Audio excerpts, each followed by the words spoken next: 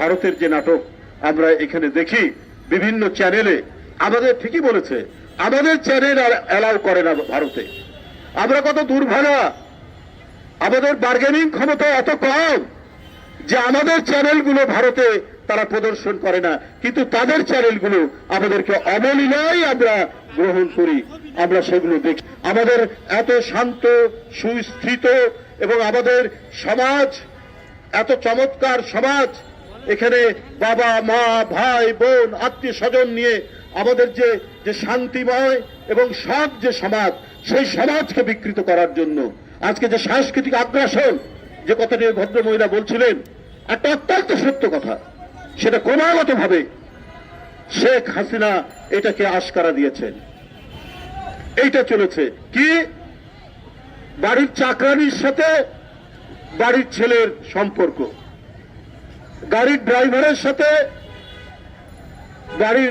বাড়িতে বাপের বোন ফুপুর রিলেশন।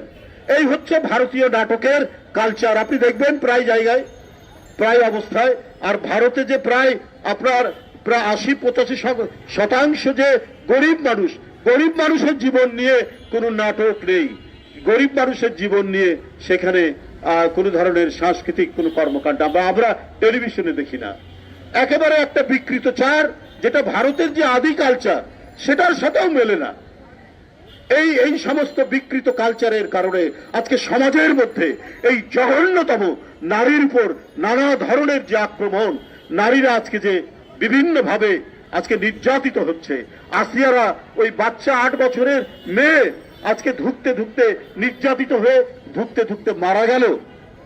এটার কারণটাই হচ্ছে এই সাংস্কৃতিক, এই বিকৃত চার সাংস্কৃতিক আগ্রাসনের মধ্যে বাংলাদেশ পড়েছে। কারণ শেখ হাসিনা এইটাকে জিইয়ে রাখার জন্য, এটাকে ধরে রাখার জন্য তিনি সর্বান্তকরণ চেষ্টা করেছেন, এবং যার কারণে তিনি আজকে পুরস্কার পাচ্ছেন।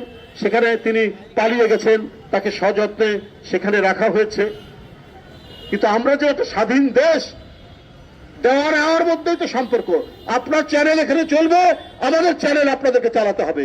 এই যে চালাতে হবে, এই কথাটা বলার, এই ধরনের একটি সাহসী অদম্য অহংকার করার জাতীয়তাবাদী নেতা বেগম খালেদা জিয়াকে এই কারণেই বন্দী করে রাখা হয়েছিল। তিনি এই কথাটা বলতে পারতেন।